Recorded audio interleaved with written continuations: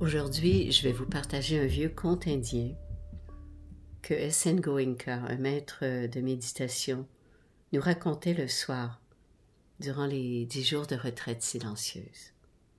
Voici donc le conte des 6 aveugles. Il était une fois 6 aveugles, instruits et curieux. Ils désiraient pour la première fois rencontrer un éléphant afin de compléter leur savoir.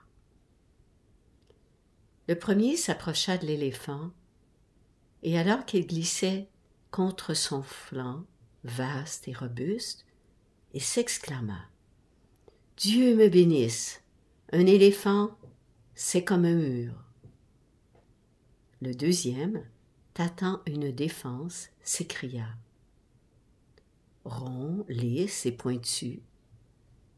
Selon moi, cet éléphant ressemble à une lance. » Le troisième se dirigea vers l'animal, prit la trompe dans ses mains et dit « Pour moi, l'éléphant, c'est comme un gros serpent. » Le quatrième tendit une main impatiente, palpa le genou et fut convaincu qu'un éléphant ressemblait à un arbre.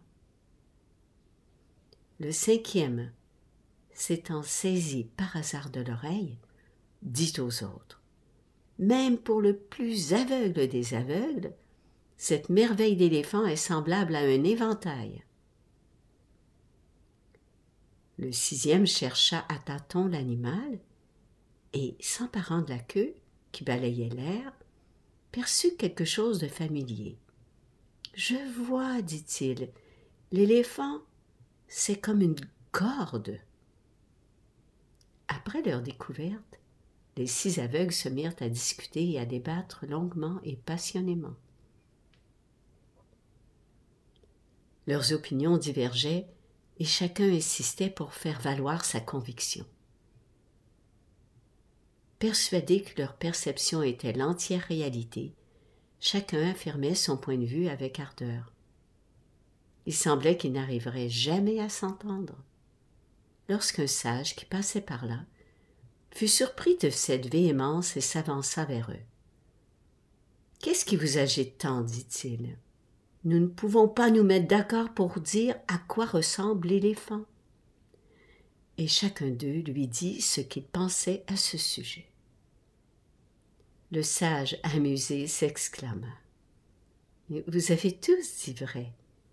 Si chacun de vous décrit l'éléphant si différemment, c'est parce que chacun a touché une partie de l'animal seulement. Et ces parties sont très différentes. L'éléphant a réellement les traits que vous avez tous décrits individuellement selon votre expérience. Et pourtant, aucun d'entre vous ne possède la vérité totale sur cet animal, puisque vous n'en avez saisi qu'une partie. Chacun de vous détient une part de la vérité. » « Oh !» s'exclamèrent les aveugles. « Heureux que chacune de leurs réalités soit prise en compte, et comprenant maintenant qu'ils parviendraient à une plus juste réalité de l'éléphant en mettant en commun leurs différents points de vue. » Ils discutèrent ensemble, curieux de chaque point de vue, afin de découvrir la réalité de cet animal jusqu'alors inconnu. Chacun de nous a sa propre vision du monde. Nous construisons notre réalité selon ce que nous percevons et en déduisons que cette réalité est la réalité. Nous tendons à identifier notre point de vue, partiel et limité, à une réalité globale. Or, la mise en commun de différents points de vue nous permet d'atteindre une plus grande objectivité et sortir d'affirmations binaires et fanatiques. Une réflexion collective, menée avec respect et considération, de la part de vérité que détient chacun, nous permet d'accéder à une vision globale, plus riche, plus complète et plus vraie, et d'éviter bien des querelles.